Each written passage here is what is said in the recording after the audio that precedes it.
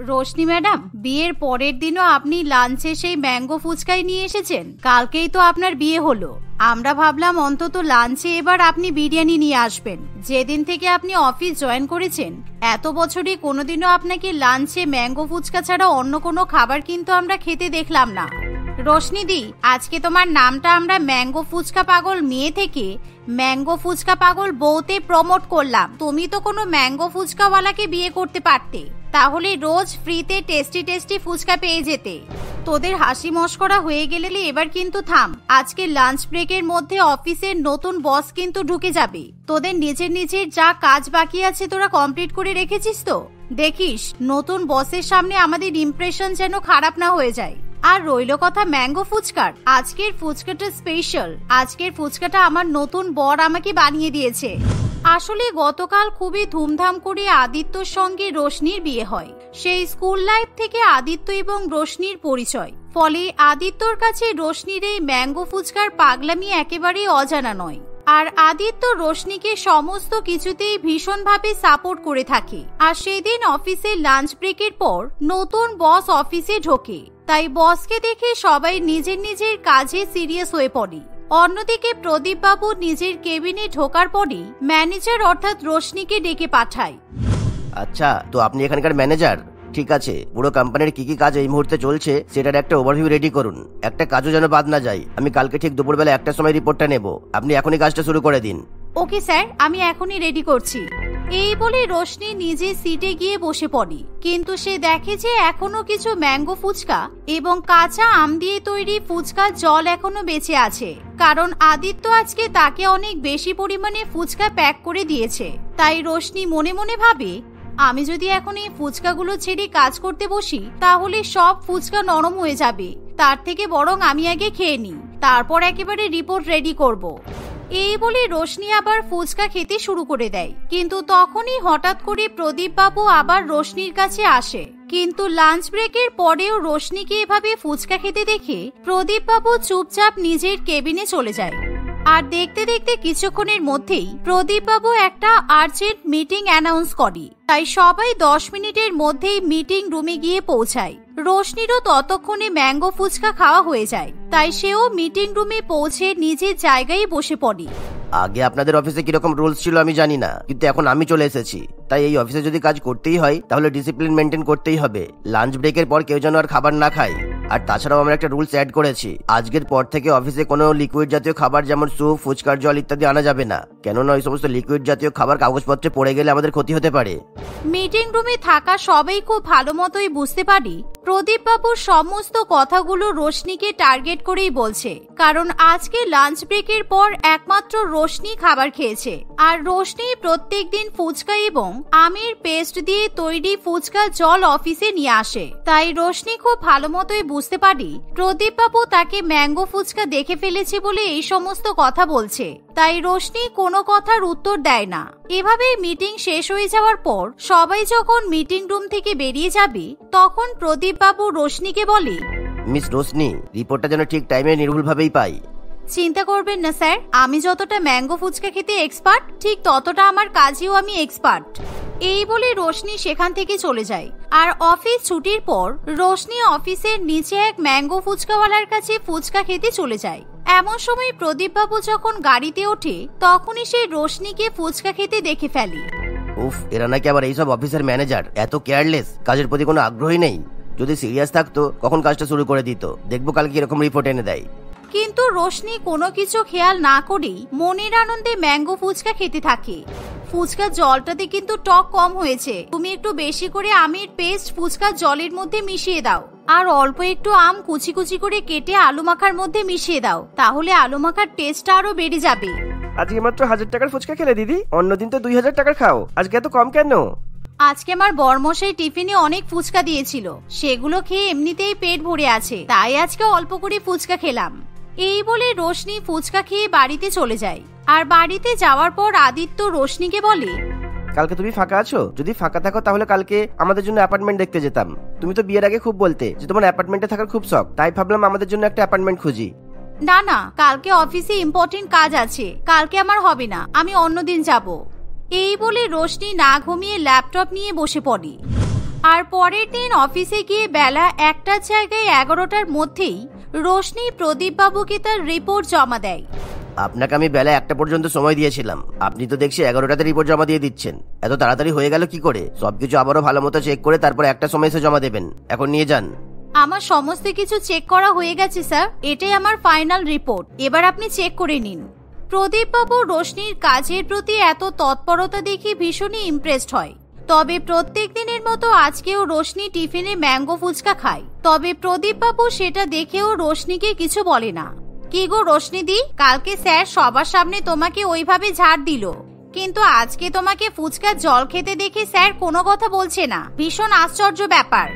কিছুই না, আসলে কালকে উনি আমাকে যেই কাজ দিয়েছিলেন সেটা আমি ডেডলাইনের আগেই কমপ্লিট করে দিয়েছি, তারপর থেকে উনি আর আমাকে কিছু বলতে পারছেন না।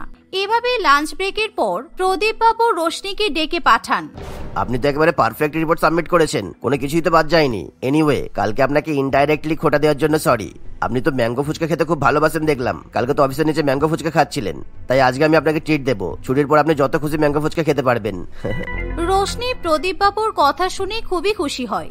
আর অফিস ছুটির পর সেদিন রোশনি এবং প্রদীপ বাবু একসঙ্গে দাঁড়িয়ে ম্যাঙ্গো ফুচকা খায়। তবে ম্যাঙ্গো ফুচকার জলটা অনেক বেশি টক হওয়ায় প্রদীপ বাবু ফুচকা খেতে গিয়ে জিভ বের করে ফেলে, আর যা দেখে রোশনি খুব জোরে হেসে ওঠে। কিন্তু তখনই আদিত্যর এক বন্ধু গাড়ি নিয়ে সেখান থেকে যাওয়ার সময় রোশনি এবং প্রদীপ বাবুকে হাসাহাসি করে ম্যাঙ্গো ফুচকা খেতে দেখে, তাই সে তখনই আদিত্যকে ফোন করে সবটা জানিয়ে দেয়।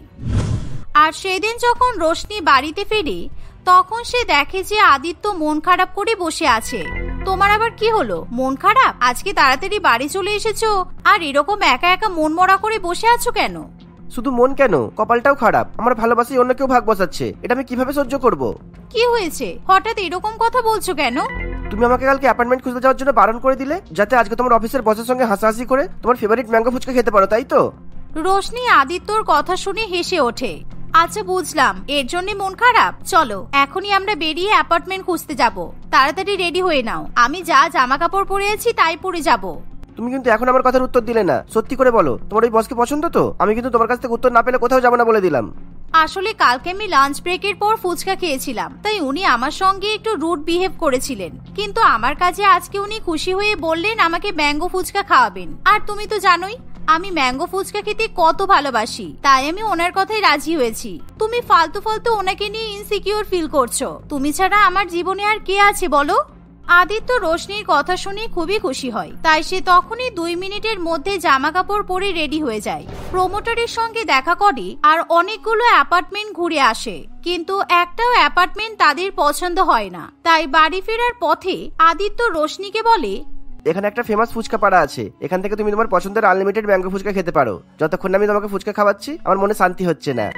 ভালোই হয়েছে, আমার দিনটা দারুণ গেল। আমি আজকে শুধু আনলিমিটেড ফুচকা খেয়েই যাচ্ছি। তুমি রোজ এরকম জেলাস হয়ে থাকবে কেমন? তাহলে আমি ডেইলি আনলিমিটেড ম্যাঙ্গো ফুচকা খেতে পারবো। এই বলে ফুচকা পাড়ায় তারা ম্যাঙ্গো ফুচকা খেতে চলে যায়। আর সেদিন রোশনি 2 ঘন্টা ধরে ম্যাঙ্গো ফুচকা খেতে থাকে। তবে আদিত্য 2 প্লেটের বেশি ফুচকা খেতে পারে না। আর এভাবে সেদিন ফুচকা খেতে খেতে অনেকটা দেরি হয়ে যায়। আর তারা যখন ফুচকা খাওয়ার পর বাড়িতে ফিরে যাবে তখন রোশনি অনেক বেশি ফুচকা খাওয়ার ফলে কিছুতেই হাঁটাচলা করতে পারে না, তাই সে আদিত্যকে ধরে ধরে কোনো রকমে বাড়িতে ফিরে যায়। আর রোশনির এরকম অবস্থা দেখে আদিত্য তখনই রোশনির বেশ কয়েকজন কলিগকে ফোন করে আর পরের দিন রোশনির অফিস ছুটির ব্যবস্থা করিয়ে নেয়। রোশনি, তুমি এবার নিশ্চিন্তে ঘুমাও, আমি কালকে দিনটা তোমার লিভ করিয়ে নিয়েছি। তবে আরেকটা কথা, তুমি কিন্তু আর কোনোদিনও আমাকে ছাড়া অন্য কোনো ছেলের সঙ্গে ম্যাঙ্গো ফুচকা খাবে না বলে দিলাম। তার বদলে আমি তোমাকে প্রত্যেকদিন বিকেলবেলা ম্যাঙ্গো ফুচকা ডেটে নিয়ে যাব। তুমি কত ভালো আদি, তুমি যেমন চাইবে সেরকমই হবে। এবার খুশি তো? আমার জীবনে শুধু 3টেই লাভ। ফার্স্ট হচ্ছে ম্যাঙ্গো ফুচকা, কারণ ওটা ছাড়া আমি বাঁচবো না। সেকেন্ড হচ্ছে তুমি, আর 3 নাম্বার হলো আমার কাজ। এর বাইরে আর কেউ নেই, ছিল না, আর কোনোদিনও হবেও না। এবার হ্যাপি তো? আদিত্য রোশনির কথা শুনে শান্তিতে ঘুমাতে চলে যায়। আর পরের দিন সকালে উঠে আদিত্য আবার রোশনিকে ব্রেকফাস্টে ম্যাঙ্গো ফুচকা এনে দেয়, কিন্তু রোশনি কিছুতেই সেই ফুচকা খেতে পারে না। আর যা দেখে আদিত্য বলে, কি হলো বলো তো? তুমি তো ম্যাঙ্গো ফুচকা খেতে অনেক ভালোবাসো, তাহলে এখন খেতে পারছো না কেন? জানি না হঠাৎ করে কি হলো, আমি কিছুই খেতে পারছি না। ভীষণ গা গোলাচ্ছে, কিছুই খেতে ইচ্ছে করছে না জানো। রোশনি এভাবে কিছু খেতে পারছে না শুনি আদিত্যর মা রমলা দেবী রোশনিকে ডাল ভাত খাওয়াতে চলে আসে। দেখি মুখটা হা করো, দিন রাত এত ম্যাঙ্গো ফুচকা খেলে এরকমই হবে। তুমি দুটো ডাল ভাত খাও, দেখবে শরীরটা ভালো লাগবে। আগে তো যত ইচ্ছে ম্যাঙ্গো ফুচকা খেতে পারতাম, এই তো 2 দিন হলো মুখে কোনো খাবারই তুলতে পারছি না। এছাড়াও মাথাটা কেমন যেন ঘুরছে, বুঝতে পারছি না কি হচ্ছে।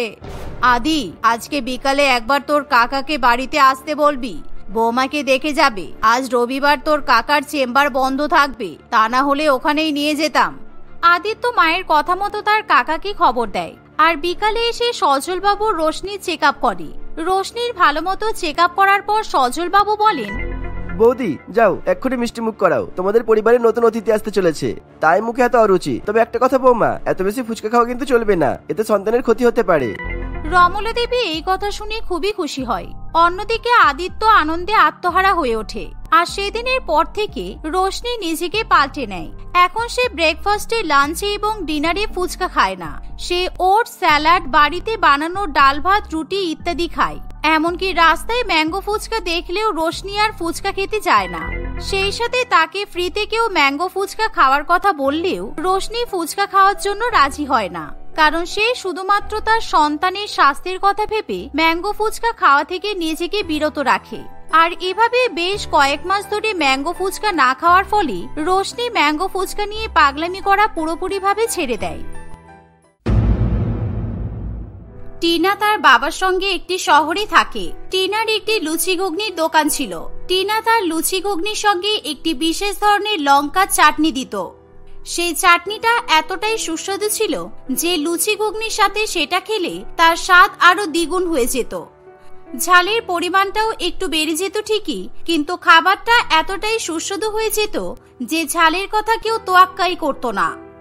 এইভাবে বেশ ভালো মতোই সবকিছু চলতে থাকে। ঝাল লুচি ঘুগনিওয়ালি টিনা দিনের পর দিন উন্নতি করতে থাকে। একদিন সে দোকানে কাজ করছে, এমন সময় একজন অত্যন্ত সুন্দর এবং সুপুরুষ ব্যক্তি তার দোকানে আসে। আমাকে 1 প্লেট তোমার ওই ঝাল লুচি ঘুগনি দেবে তো? যখন এখান থেকে যাই তখন এই দোকানের ব্যাপারে শুনি, আজ আর নিজেকে আটকে রাখতে পারলাম না, তাই চলে এলাম। এনিওয়ে, এখন পাওয়া যাবে তো? কেন পাওয়া যাবে না? আপনি বললে আমি এক্ষুনি এখানে দাঁড়িয়ে দাঁড়িয়ে আপনার জন্য লুচি ঘুগনি বানিয়ে দেব। আপনি কটা খাবেন সেটা বলে দিন। কটা খাবো বা না খাবো এখন বলতে পারছি না, আপাতত 4টে দিয়ে শুরু করি। তুমি কিন্তু তোমার স্পেশাল ঝাল চাটনিটাও দিও, কেমন? ওটার জন্যই কিন্তু এখানে এসেছি আমি। নিশ্চয়ই নিশ্চয়ই, ওটা তো আমার দোকানের প্রধান আকর্ষণ। ওটা না দিলে হবে? আপনি বসুন, আমি নিয়ে আসছি। টিনা কিছুক্ষণের মধ্যেই রঞ্জনকে তার ঝাল ঘুগনি এবং লুচি এনে দেয়। অঞ্জন খুবই আনন্দ করে সেই ঝাল লুচি ঘুগনি খেতে থাকে।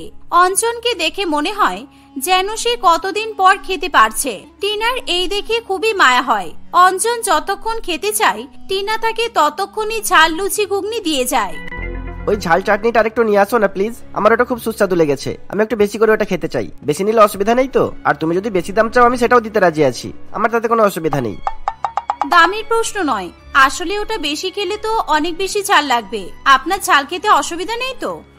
ধ্যাত, এটাকে ঝাল বলে? আমি এর থেকে আরো অনেক বেশি ঝাল খেতে পারি। তুমি আমাকে আরো ঝাল দাও, তোমার হাতে রান্না সত্যিই খুব ভালো। তোমার মতো কেউ যদি আমার বাড়িতে থাকতো আমি খাবার দাবার নিয়ে আর চিন্তাই করতাম না। অঞ্জন এবং টিনা এভাবেই নিজেদের মধ্যে কথা বলতে থাকে। সেদিন টিনার দোকানে খুব একটা বেশি গ্রাহক ছিল না, তাই অঞ্জনের সঙ্গে সময় কাটাতে তার অসুবিধা হয় না। সেদিনের পর থেকে অঞ্জন প্রায় প্রত্যেক দিনই টিনার দোকানে আসা শুরু করে আর সেখানে এসে ঝাল লুচি ঘুগনি খেতে থাকে। দেখতে দেখতে বেশ অনেকগুলো দিন কাটে। টিনা আর অঞ্জনের মধ্যে সম্পর্ক আরো গাঢ় হয়ে ওঠে। একদিন, আমার মাও ঝাল খেতে খুব ভালোবাসে জানো, কিন্তু আমার জন্য খাই না। এরকম করলে হয় বলো? বলে নাকি বেশি ঝাল খাওয়া আমার জন্য ঠিক নয়। বেশি ঝাল খাওয়া তোমার জন্য ঠিক নয় কেন? তোমার কি কোনো সমস্যা আছে? যদি থেকে থাকে তাহলে তুমি আমাকে বলে দাও, আমি তাহলে এভাবে আর ঝাল খেতে দেব না তোমাকে। আরে বাবা, আশ্চর্য মেয়ে তো তুমি। আমার কোনো অসুবিধা নেই বলছি তো। আসলে আমি যখন ছোট ছিলাম তখন অত ঝাল খেতে পারতাম না, তাই মায়ের মনে হয় আমি এখনো বোধহয় ঝাল খেতে পারি না। মা যদি কোনোদিনও দেখে আমি এখানে এত ঝাল ঝাল লুচি ঘুগনি খাই তাহলে মা বোধহয় চোখে সরষে ফুল দেখবে। তাহলে তোমার মাকে আমি ফোন করে বলে দেব যে তুমি এখানে এসে বেশি বেশি ঝাল দিয়ে লুচি খাও। যেই আচারটা কেউ 1 চামচ খেতে পারে না সেটা তুমি 3-4 চামচ একাই খেয়ে নাও। তোমার মায়ের ফোন নাম্বারটা আমাকে দিও তো। ফোন নাম্বার কেন দেবো? আমি তোমাকেই আমাদের বাড়িতে নিয়ে যাব, তুমি সামনাসামনি বসে আমার মায়ের সাথে কথা বলে নিও, কেমন? এভাবে টিনা এবং অঞ্জন একে অপরের সঙ্গে ভালোবাসার সম্পর্কে জড়িয়ে পড়ে। সমস্ত কিছু ঠিকঠাক ভাবেই চলতে থাকে, কিন্তু হঠাৎ কয়েকদিন পর অঞ্জন টিনার দোকানে আসা একেবারেই বন্ধ করে দেয়। টিনা এই দেখে প্রচন্ড চিন্তায় পড়ে। আসলে অঞ্জন এবং তার বাবা ছাড়া টিনার এই পৃথিবীতে কেউ নেই, তাই এদের দুজনকেই টিনা হারাতে চায় না। টিনা অঞ্জনকে অনেকবার ফোনও করে, কিন্তু সবসময় তার ফোন সুইচ অফ থাকে।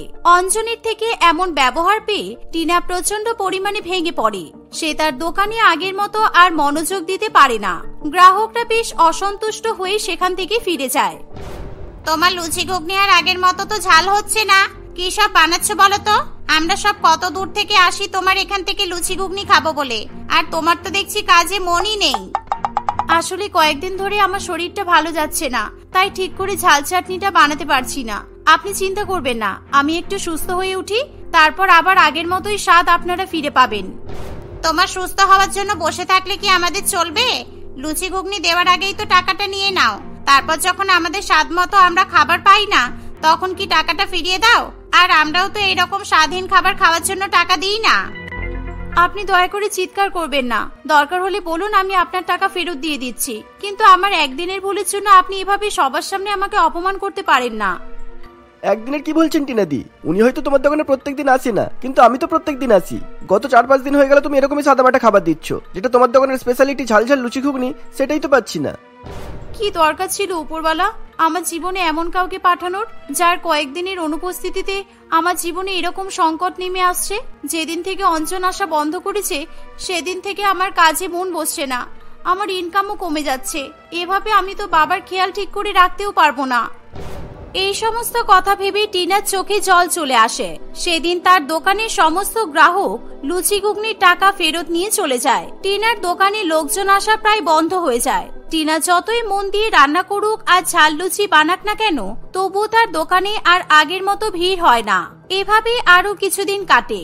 টিনার রোজগার এতটাই কমে আসে যে তার এবং তার বাবার দুবেলা দুমুঠো খাবার জোগাড় করতেও তার অসুবিধা হয়। ঠিকঠাক ভাবে খাবার এবং ওষুধ না পেয়ে টিনার বাবা অমল বাবুও প্রচন্ড অসুস্থ হয়ে পড়ে। আমার যদি কিছু হয়ে যায় তাহলে কে দেখবে বলতো তোকে? ভেবেছিলাম সুস্থ থাকতে থাকতে তোর বিয়ে দিয়ে দেবো, হঠাৎ করেই যেমন কিছু হয়ে যাবে আমি তো স্বপ্নেও ভাবিনি।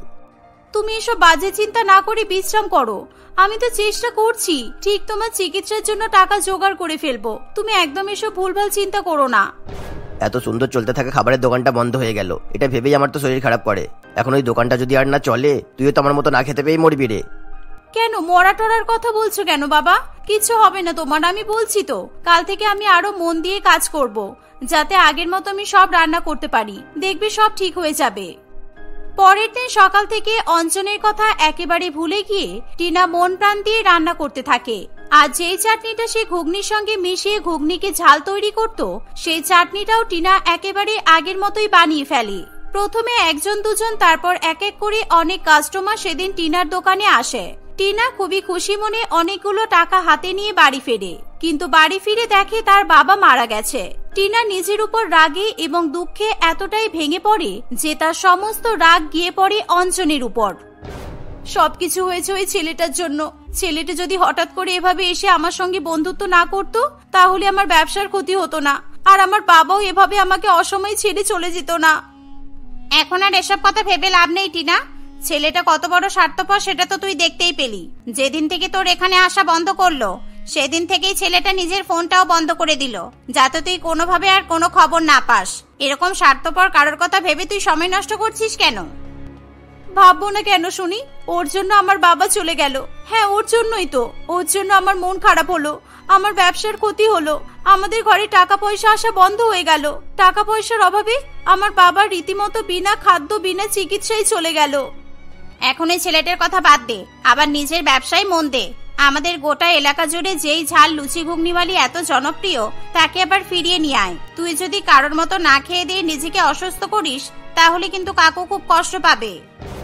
এইভাবে টিনা এবং তার বান্ধবী রানী নানান রকমের আলোচনা করতে থাকে। টিনাও আবার একদম আগের মতো হয়ে যায়। অঞ্জনকে পছন্দ করে তার যতটা ক্ষতি হয়েছিল, অঞ্জনের প্রতি রাগে এখন ঝাল লুচি ঘুগনিওয়ালি ততটাই লাভ করতে থাকে। কয়েকদিনের মধ্যেই তার ব্যবসায় এত উন্নতি হয় যে সামান্য ঠেলাগাড়ি থেকে সে এখন ঝাল লুচি ঘুগনির একটা ছোট দোকান খুলে ফেলে। এভাবেই দিন কাটতে থাকে। একদিন হঠাৎই টিনা দেখে অঞ্জন তার দোকানের দিকে আসছে। অঞ্জনকে দেখে টিনার প্রথমে খুবই আনন্দ হলেও অঞ্জনের কারণেই তার ব্যবসার ক্ষতি হয়েছে এবং তার বাবার মৃত্যু ঘটেছে এই কথা ভেবে টিনার মনে মনে খুবই রাগ হয়। কেন এসেছো তুমি এখানে? এতদিন যেভাবে সমস্ত কিছু ভুলেছিলে সেভাবেই থাকতে পারতে। বন্ধু বানিয়ে হঠাৎ করে তাকে এভাবে একা ফেলে চলে যাওয়া, নিজের ফোন একেবারে বন্ধ করে দেওয়া, বন্ধুদের সাথে কোনো রকমের যোগাযোগ না রাখা, এগুলো করার পরেও তোমার লজ্জা হলো না? তুমি আবার আমার দোকানে এসেছো। আসলে আমি একটা কাজে এতটাই ব্যস্ত হয়ে গিয়েছিলাম যে আমি কোনো রকমের যোগাযোগ ছাড়াই আসা বন্ধ করতে বাধ্য হয়েছি। আর রইল বাকি ফোনের কথা। ফোনটা আমি এখানে রেখেই বিদেশে গিয়েছিলাম একটা আর্জেন্ট কাজে, আর তাই ফোনটা সুইচ অফ করাই ছিল। আজ দেশে ফিরে ফোন অন করতে তোমার অনেকগুলো মেসেজ দেখেই আগে এখানে ছুটে এলাম। আচ্ছা, ভালোই তো গল্প তৈরি করে এসেছো। তুমি যখন নিজের অজুহাতগুলো দেখিয়ে দিয়েছো তখন তো তোমাকে আর কিছু বলতেও পারবো না। তাহলে আজকে হঠাৎ কি করতে এসেছো এখানে?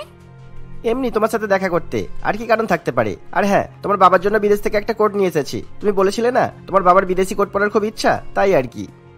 রেখে যাও, বাবার সাথে আবার যখন দেখা হবে তখন বাবাকে দিয়ে দেব। তাতে এখনো বেশ কয়েক বছর সময় লাগবে যদিও। টিনার এত হেয়ালি করে কথা বলা অঞ্জন কিছুই বুঝে উঠতে পারে না। সে টিনাকে তার কথার মানে জিজ্ঞাসা করে। মানে আবার কি? আমার বাবা কয়েক সপ্তাহ আগে মারা গেছে, সেই কারণেই বললাম এখানে রেখে যাও, যখন আমি আমার বাবার কাছে যাব তখন দিয়ে দেব। হঠাৎ করে তুমি আমার সাথে কথা বলা বন্ধ করে দিয়ে তুমি যে আমার কত বড় ক্ষতি করেছো তোমার সেটা ধারণা নেই।